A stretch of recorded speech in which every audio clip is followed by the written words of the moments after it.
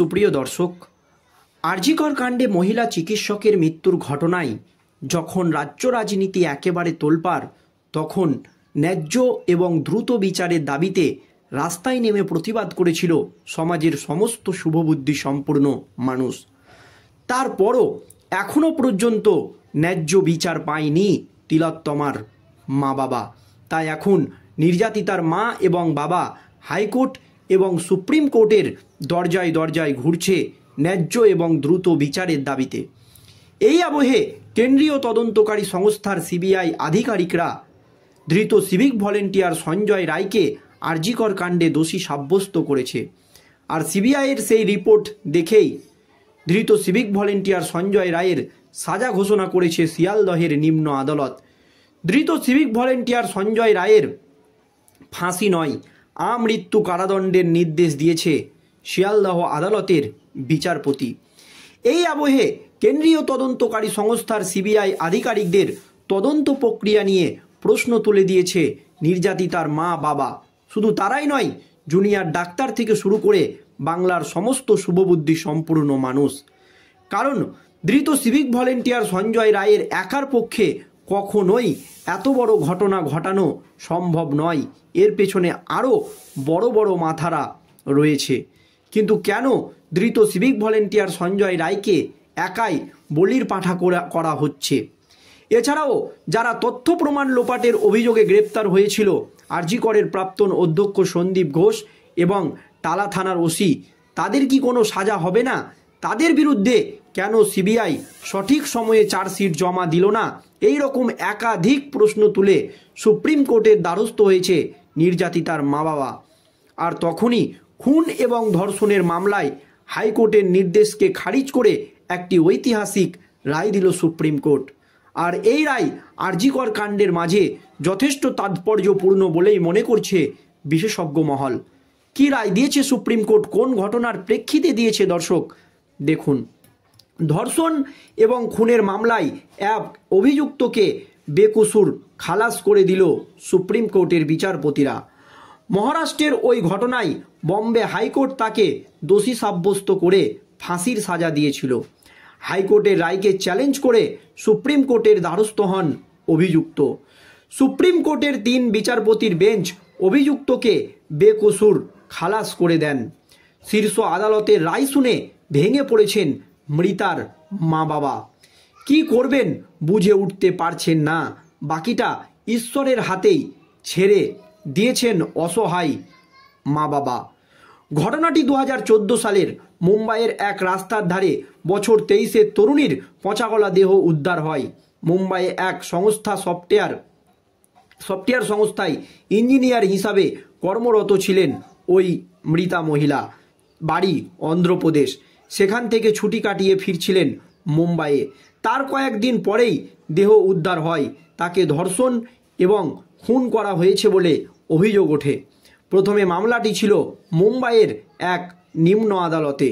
2015 সালে অভিযুক্তকে দোষী সাব্যস্ত করে ফাঁসির সাজা দেয় আদালত। 2018 সালে বোম্বে হাইকোর্টও সেই রায় বহাল রাখে। তবে সুপ্রিম কোর্ট তাকে বেকসুর খালাস করে দেয়। শীর্ষ আদালতের রায়ে অসহায় বোধ করছেন মৃতার বাবা। ঘটনার প্রায় 1 দশক পরে শীর্ষ আদালতের এই রায়ে ভেঙে পড়েছেন তিনি। হারিয়ে ফেলেছেন লড়াই করার ক্ষমতাও। ধর্ষণ এবং খুনের এই ঘটনার মামলায় কোনো প্রত্যক্ষদর্শী ছিলেন না। মামলাটি অনেকটা নির্ভরশীল ছিল পারিপার্শ্বিক তথ্য প্রমাণের ওপর। পুলিশ রেল স্টেশনের একটি সিসিটিভি ফুটেজে অভিযুক্তকে শনাক্ত করে। অভিযুক্তের গোপ ছিল তিনি ওই তরুণীর সঙ্গে হাঁটছিলেন। তার হাতে ছিল তরুণীর ব্যাগ।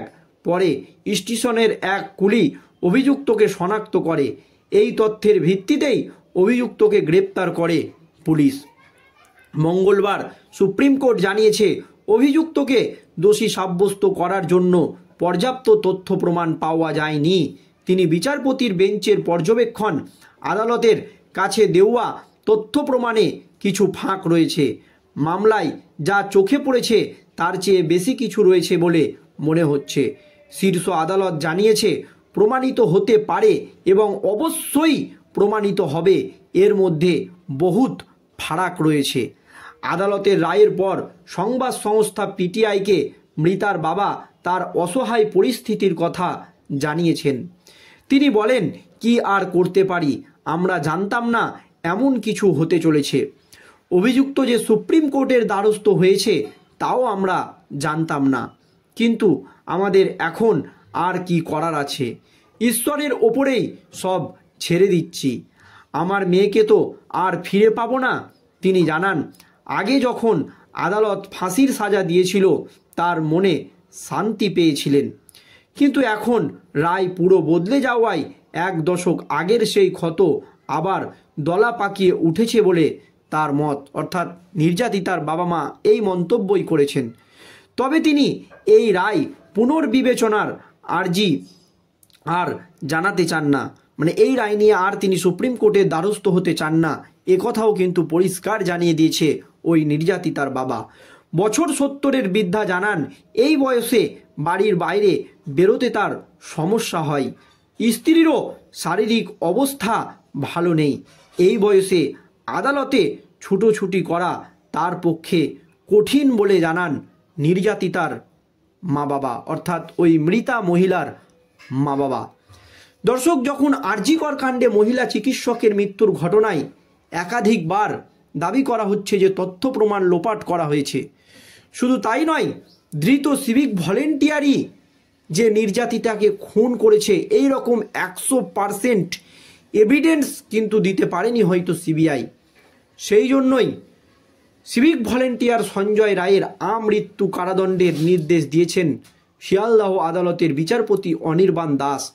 কারণ এটা বিরল থেকে বিরলতম ঘটনা নয়, একথা পরিষ্কার কিন্তু জানানো হয়েছে শিয়ালদহের নিম্ন আদালতের তরফে। কিন্তু এত বড় একটি নৃশংস হত্যাকাণ্ডের জন্য বা নৃশংস হত্যাকাণ্ডের পর যারা তথ্য প্রমাণ লোপাট করেছে, যে তথ্য প্রমাণের জন্য আসামিরা ছাড়া পেয়ে যাচ্ছে, আর সেই তথ্য প্রমাণ লোপাট করার পরেও কি তাদের কোনো সাজা হবে না, এই রকম কিন্তু একাধিক প্রশ্ন উঠে গিয়েছে। তাহলে সঞ্জয়ের বিরুদ্ধে ন্যায্য বা যোগ্য তথ্য প্রমাণ না থাকার কারণে সঞ্জয়ও কি 1 দশক পর এইভাবে ছাড়া পেয়ে যাবে? এইভাবেই কি দোষীরা দিনের পর দিন মুক্তি হবে? দর্শক, সুপ্রিম কোর্টের এই রায় নিয়ে আপনাদের মতামত অবশ্যই ভিডিওর কমেন্ট বক্সে কমেন্ট করে জানাবেন। ধন্যবাদ।